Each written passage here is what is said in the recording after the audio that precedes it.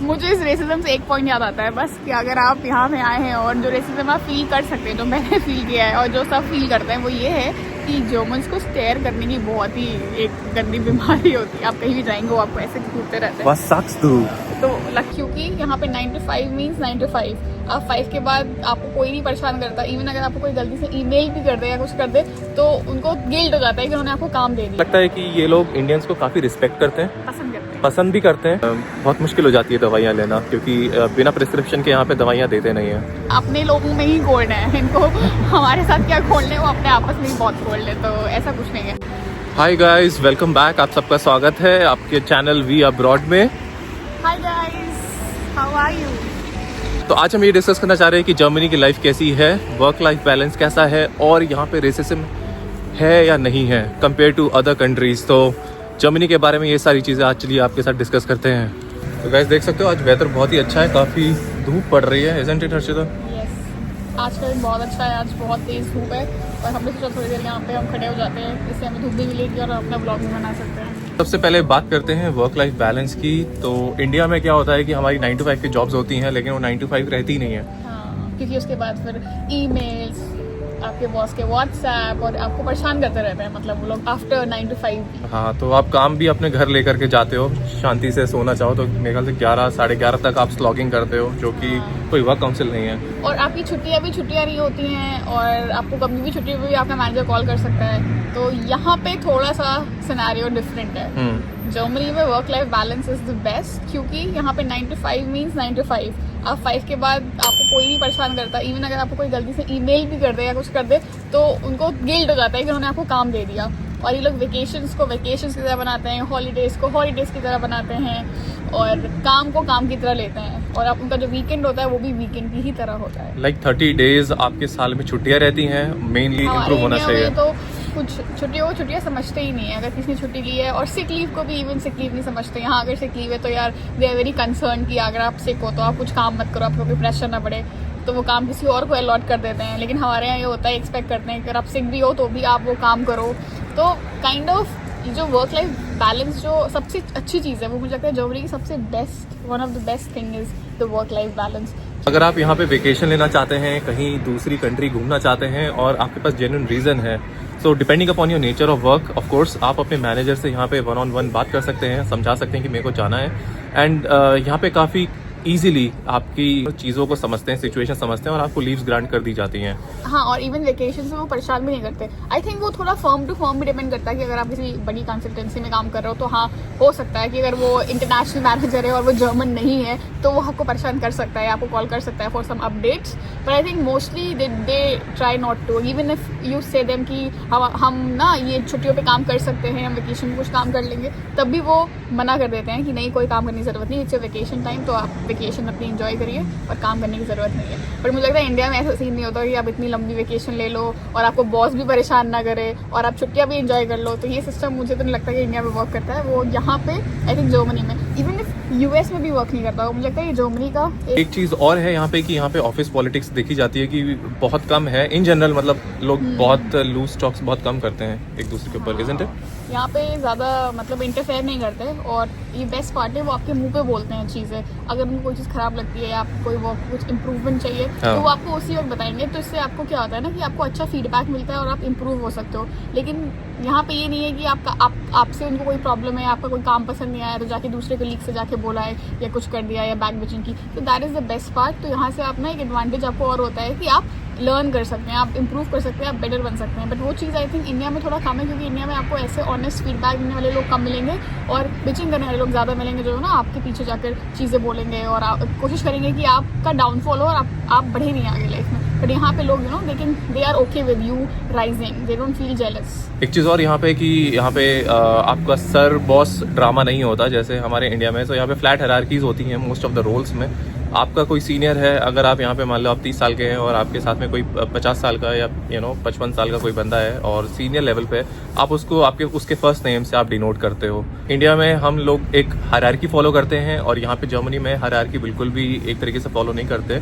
वो इसीलिए ताकि आप कलीग्स आपस में अगर काम कर रहे हो तो बहुत ज़्यादा कंफर्टेबल हो, एक दूसरे को आप अच्छे से अप्रोच कर सकते हो किसी भी तरीके की हेल्प के लिए। इंडिया में हमारे जो है रोल्स डिफाइंड होते हैं कि एज पे आपको ये वाला रोल लेना है, आप जूनियर हो, आप सीनियर हो, या आप लीड हो, या आप मैनेजर हो। लेकिन यहाँ पे आपको एक बंदा हमेशा फोकस्ड दिखेगा अपनी स्पेशलाइजेशन पे। तो डजेंट मैटर कि वो उसकी एज ग्रुप क्या है। मैं ऐसे ऐसे सीनियर्स को जानता हूँ जो अभी भी सॉफ्टवेयर इंजीनियर कहलाते हैं, या उनके लिए पोजीशंस मैटर नहीं करती, उनके लिए मैटर करता है कि वो उस डोमेन में कितना एंजॉय कर रहे हैं। और यहाँ पे एक चीज़ और मतलब अच्छी मुझे लगती है कि यहाँ पे ओवर टाइम को कोई अच्छा या रिस्पेक्ट से नहीं देखा जाता। अगर आप ओवर टाइम कर रहे हैं मतलब आप अपना काम अच्छे से मैनेज नहीं कर सकते हैं, आप मिस मैनेजमेंट कर रहे हैं। जबकि इंडिया में इस चीज़ को ऐसे देखा जाता है कि आप बहुत ही डेडिकेटेड हैं और आप बहुत काम कर रहे हैं। तो this is the good thing I feel here it is. Guys यहाँ पे लोग बहुत ज़्यादा पंक्चुअल होते हैं। आप देखोगे ऑफिस में सुबह 8 बजे ये लोग आ जाते हैं, अपने काम शुरू कर देते हैं और शाम को 5 बजे उससे 1-2 मिनट पहले इनके बैक पैक हो जाते हैं, लेसेस टाई अप हो जाते हैं और ये रेडी हो जाते हैं। गाइस जर्मनी में जो है 8 बजे के बाद सारे सुपरमार्केट्स बंद हो जाते हैं और पूरा देश बंद हो जाता है संडे को। तो यहाँ पे इंडिया में हमारे रात के 11 बजे भी अगर आप पानी पूरी खाने जाओगे तो वो मिल जाएगा। लेकिन यहाँ पे अगर आपको क्रेविंग हो रही है लेट नाइट और आप सोचो कि आप KFC चले जाओ, सबवे चले जाओ, पानी पूरी तो यहाँ मिलना थोड़ा डिफिकल्ट है। अगर बात करें हेल्थ केयर की तो हेल्थ केयर यहाँ पे काफ़ी ज़्यादा अच्छा है और बहुत अच्छे स्पेशलाइज्ड डॉक्टर्स हैं। लेकिन ये है कि अपॉइंटमेंट मिलना एक बहुत ही ट्रिकी चीज़ है। तो इंडिया में आपको इमीडिएटली आपको अपॉइंटमेंट मिल जाएगा शॉर्ट नोटिस पे, लेकिन जर्मनी में आपको मिनिमम अपॉइंटमेंट 4 से 6 वीक्स तक आपको वेट करना पड़ेगा। थोड़ा सा अगर आप बीमार हैं तो आपको अगर अपनी दवाइयाँ बेसिक पता है, पैरासीटामोल और डोलो, तो आप खा के आराम ले सकते हैं, वरना तो अपॉइंटमेंट तो इतना क्विक नहीं है। तो सजेस्ट यही करेंगे कि अपना बेसिक एक फर्स्ट एड बॉक्स अपने साथ में लेकर के चलिए। अगर आप इंडिया से आ रहे हो जर्मनी फर्स्ट टाइम के लिए, अपने पास में कुछ ना कुछ बेसिक्स होने चाहिए, नहीं तो यहाँ पे बहुत मुश्किल हो जाती है दवाइयाँ लेना, क्योंकि बिना प्रिस्क्रिप्शन के यहाँ पे दवाइयाँ देते नहीं हैं। गाइज अगर बात करें यहाँ पे सेफ्टी की, सिक्योरिटी की कि आप कैसा फील करते हो, तो मैं कहूँगा कि आप बहुत ही ज़्यादा सिक्योर्ड फील करते हो, क्योंकि रात में आप 11 बजे भी यहाँ पे घर से बाहर जा सकते हो, स्पेशली फॉर विमेंस या गर्ल्स। तो आपको सेफ्टी फील होता है। ये सब बहुत सेफली ट्रैवल कर सकते हैं, बसेस चलती हैं यहाँ पे रात तक, और आपको कभी ऐसा फील नहीं होगा कि मतलब आप कोई अनसेफ एनवायरनमेंट में हैं या आपको लगेगा कि कोई चीज़ आपके साथ गलत हो रही है। ऐसा कुछ भी नहीं लगने वाला है, आप बहुत ही सेफ फील करोगे रात में भी ट्रैवल करा। ये मुझे पर्सनली फील हुआ है कि मैं रात में भी ट्रैवल कर सकती हूँ यहाँ सेफली। बट इंडिया में आपको पता है ऐसा कल्चर नहीं है, आप जाओगे रात में तो बहुत सारी चीज़ें होने का डर रहता है। बट या it's not the case here. हाँ, यहाँ पे पिक पॉकेटिंग का कोई डर नहीं है, यहाँ पे स्ट्रीट लाइट्स हैं, यहाँ पे पुलिस भी काफ़ी ज़्यादा अवेलेबल रहती है, यहाँ पे हर कुछ सर्वेलेंस में आता है, तो आपके पास में इतना डर नहीं है कि और यहाँ पे पब्लिक ट्रांसपोर्ट भी इतने सारे हैं कि आपको कभी ऐसा नहीं लगेगा कि आप रात में बाहर निकले हो तो आप कुछ ले नहीं सकते। So you have working public transport, तो चलते रहते हैं, and then that's good for you, right. तो अब बात करते हैं एक इम्पॉर्टेंट टॉपिक के बारे में, जो है रेसिज्म। तो बहुत लोग पूछते हैं कि क्या जर्मनी में रेसिज्म आपको फील होता है, नहीं होता है। तो मेरा पर्सनल ओपिनियन है कि मेरे को पर्सनली इतना रेसिज्म यहाँ पे नहीं लगा। मे बी मैं यहाँ के कल्चर में काफ़ी ज़्यादा ढल गया हूँ अभी, और लोगों को थोड़ा सा इंडियंस को देख करके, क्योंकि हम लोग यहाँ पे इनकी जॉब्स आ रहे हैं, ले रहे हैं और काम कर रहे हैं, तो थोड़ा ऑकवर्ड तो लगता ही है। जो लोग यहाँ पे सीनियर हैं, नई जनरेशन में बोलूँगा कि वो बहुत ज़्यादा फ्लेक्सिबल है, वो ओपन भी है बात करने के लिए। तो मेरा तो ये पर्सनल ओपिनियन है। मुझे इस रेसिज्म से एक पॉइंट याद आता है बस, कि अगर आप यहाँ पे आए हैं और जो रेसिज्म आप फील कर सकते हैं, जो मैंने फील किया है और जो सब फील करते हैं, वो ये है कि जर्मन्स को स्टेयर करने की बहुत ही एक गंदी बीमारी होती है। आप कहीं भी जाएंगे वो आपको ऐसे घूरते रहते हैं, बस सक्स तो लगता है कि ये क्या इतना क्यों, क्योंकि इंडिया में इतना कोई स्टेयरिंग वाला कॉन्सेप्ट नहीं। यहाँ पे आपको ओल्ड आंटी या कोई भी इनका फेवरेट पास टाइम या हॉबी कह लीजिए, वो स्टेयरिंग है। सो या that is the only racism I think you can feel.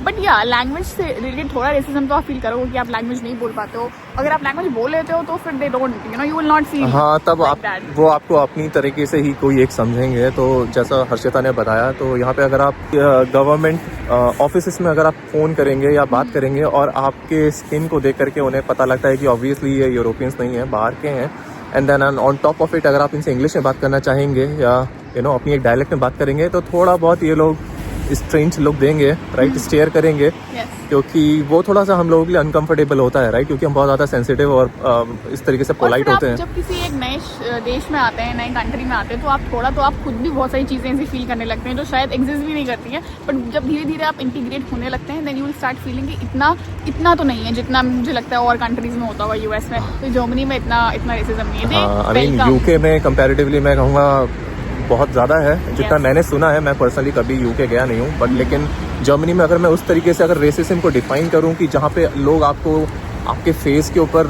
उल्टी सीधी चीज़ें आपके कलर के ऊपर बोल रहे हैं, तो यहाँ मुझे इतना लोग, और आपको पहली बात तो लैंग्वेज ही समझ में नहीं, अगर कोई आपके साथ कुछ कर भी कोई रहा है, बुरा बोल तो भी जाएगा तो भी समझ में नहीं English तो आप आएगा। समझ सकते हो that if somebody is saying something to you then you can understand, लेकिन जर्मनी में तो अगर आपको आती नहीं है तो आधे टाइम तो आप इन सब चीज़ों से परे हैं, आपको पता ही नहीं है कि आपके साथ हो क्या रहा है। बट हाँ, इतना स्माइल भी नहीं करते हैं वैसे ये लोग, लेकिन थोड़ा कोल्ड तो हैं, पर वो कोल्ड तो नेचर ही है उनका। नेचर है, अपने लोगों में ही कोल्ड है, इनको हमारे साथ क्या कोल्ड है, वो अपने आपस में ही बहुत कोल्ड है, तो ऐसा कुछ नहीं है। बट हाँ, रेसिज्म आप फील कर सकते हैं, ऐसा भी नहीं कि बिल्कुल नहीं, हम ये नहीं बोल रहे that there is no racism, obviously it exist and it depends on people to people. तो बहुत लोग बहुत ओपन होते हैं, इंटरनेशनल होते हैं, दे लाइक मेकिंग फ्रेंड्स, जो इंटरनेशनल फ्रेंड्स बनाना पसंद करते हैं, और बहुत लोग होंगे जो बहुत ही इंट्रोवर्ट रहेंगे। Yes they are introvert. So I think ये डिपेंड करता है कि आपका पर्सनल नेचर कैसा है, राइट। अगर आप बहुत ज़्यादा सोशल हो तो आपको ऐसा कभी फील होगा नहीं, क्योंकि आप अपने फ्रेंड सर्कल्स में हमेशा रहोगे।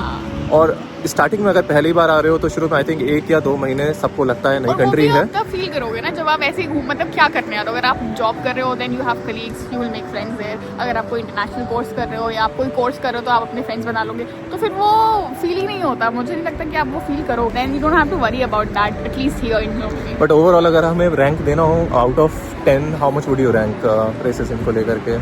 आई विल से 7 और 8 पोजीशन आएगी। अच्छा, 9 which is not bad. At the end इतना और फील नहीं कर सकते। वर्क लाइफ बैलेंस को अगर मैं बोलूँ यहाँ पे तो आउट ऑफ 10 कितना रैंक करोगी? Work life balance for me is 10 out of 10।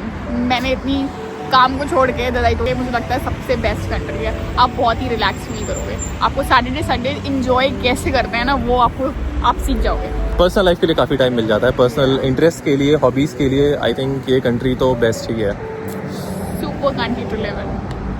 Overall अगर बात करी जाए कि जर्मन्स का इंडियंस को लेकर के क्या एक एक आउटलुक है या क्या पर्सपेक्टिव है, तो मुझे ऐसा लगता है कि ये लोग इंडियंस को काफ़ी रिस्पेक्ट करते हैं, पसंद भी करते हैं। और इन लोगों को जो है ये भी पता है कि इंडियंस बहुत ज़्यादा हार्ड वर्किंग होते हैं, बहुत ज़्यादा ऑनेस्ट होते हैं और रिलायबल होते हैं, राइट।